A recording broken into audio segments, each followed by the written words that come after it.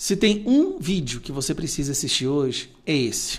Eu vou até sair de tela para não distrair a sua atenção. Essa é a participação do Mike Benz, um ex-funcionário do alto escalão do Departamento do Estado dos Estados Unidos durante o governo Trump.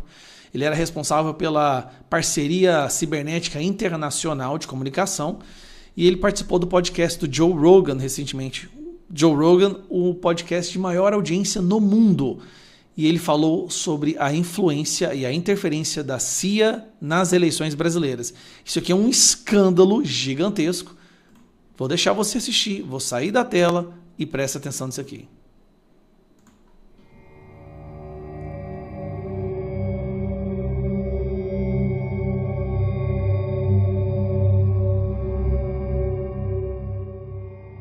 The DNC side of the economics until Ukraine in 2014. That was when there became a bipartisan consensus on the need to effectively go to war and launch this big energy sanctions operation against Russia. That's who's running that CEPS program. It's both sides of the political aisle, but both of them hate Trump. Both of them hate populists, whether it's the U.S. with Trump, Bolsonaro in Brazil, and again, the whole suite of EU countries that we just talked about. And they descended on Brazil just 2 weeks after Bolsonaro was elected in 2018.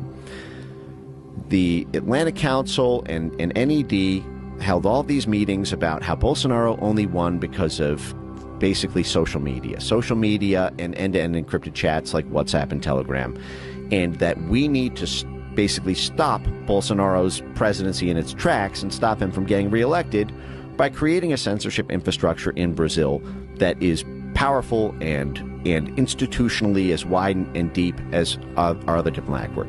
So NDI, which I should note, Hunter Biden was on the chairman's advisory board of NDI, the DNC CIA wing. So if anyone is a little curious as to why the CIA intervened on the Justice Department investigation, folks remember the IRS wanted to question Kevin Morris, Hunter Biden's lawyer, who paid his taxes for 5 years, and then the CIA intervened and told them, do not look into who is funding Hunter Biden. I find it curious that the CIA's DNC branch, Hunter Biden was on the chairman's advisory board, but so NDI sets up this sprawl of coalitions called D4D, Design for Democracy, and Design for Democracy, in tandem with this CEPS program, goes on to work with the censorship court, de Moraes, the censorship Voldemort on their TSE court. It's basically the election management and censorship body of their Supreme Court. This is the guy who has gone to war with Elon Musk. They help that censorship court set up a disinformation task force, and their own institutional assets get put on the advisory committee of the Brazilian censorship court to direct the censorship policies of the same institution that banned X from Brazil, that seized Starlink's assets. They worked with the universities, the FGV DAP, and other very significant Brazilian universities. They set up disinformation centers in there and got academic thought leadership published in Brazil about the need to pass anti-misinformation laws. Their own NDI fellows and operatives were publicly testifying to the Brazilian parliament on the need to pass these laws. They were publicly speaking to the prosecutors association groups in Brazil, telling them they need to prosecute misinformation on this. They were funding millions of dollars to Brazilian media institutions to promote internet censorship and to promote the banning effectively of any pro-Bolsonaro content on social media or on end-to-end encrypted chats. The USAID then kicked in millions of dollars of funding to Internews, which is another U.S. government-funded media projection arm, to promote media literacy programs, information integrity programs, countering mis and disinformation programs in Brazil. So at every level, Brazilian media companies, they partner with Globo, for example, the largest media outlet in Brazil.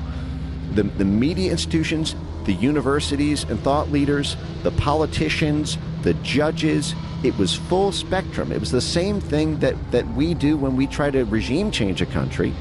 By the way, this is in USAID's charter. This is one of the reasons they're able to get away with this. In USAID's charter, it allows USAID to capacity build assets to do so-called judiciary reform, which means influencing the laws and the structure of the judges, and to be able to have our foreign aid money get laws passed or get structural changes made to the court system there. And this is what CEPS did. This State Department, CIA front censorship organization, they developed a strategy they called EMBs, election management bodies, which is basically focusing in on the court system of different countries that are in charge with adjudicating elections, in order to get them to grow a censorship capacity to censor the ability for people to question their elections.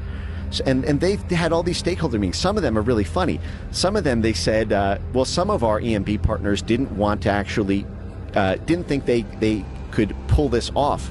They couldn't convince the other political stakeholders in their country to grow this censorship capacity, and they advised them about how they could cleverly use rhetoric to disguise the programs. Don't call it a counter-disinformation program if you think that'll ruffle too many feathers. Instead, simply call it strategic communications. And because every government agency has some sort of public affairs branch, some sort of communications capacity. Simply say that this is for monitoring and engaging in strategic communications, and then you can mass flag the accounts of the U.S. State Department's political opponents they want to stop from winning the election. Jesus.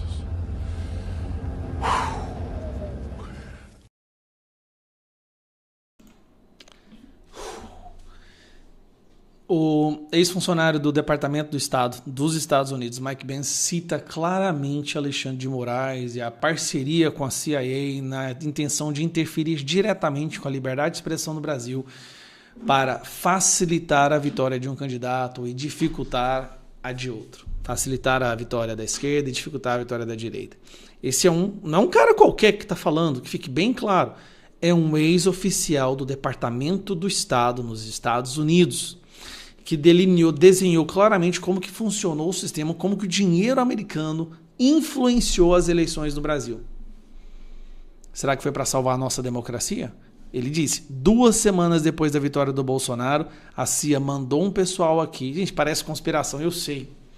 Mas todas as conspirações que nós falávamos há 5, 6 anos atrás, todas se tornaram verdade. Agora não é nossa essa conspiração não, tá? É um ex-funcionário do Departamento de Estado nos Estados Unidos, que citou explicitamente Alexandre de Moraes, Suprema Corte Brasileira, Globo, como um conluio para impedir a vitória do Bolsonaro. E criminalizar quem questione as eleições. Nós chegamos no fundo do poço.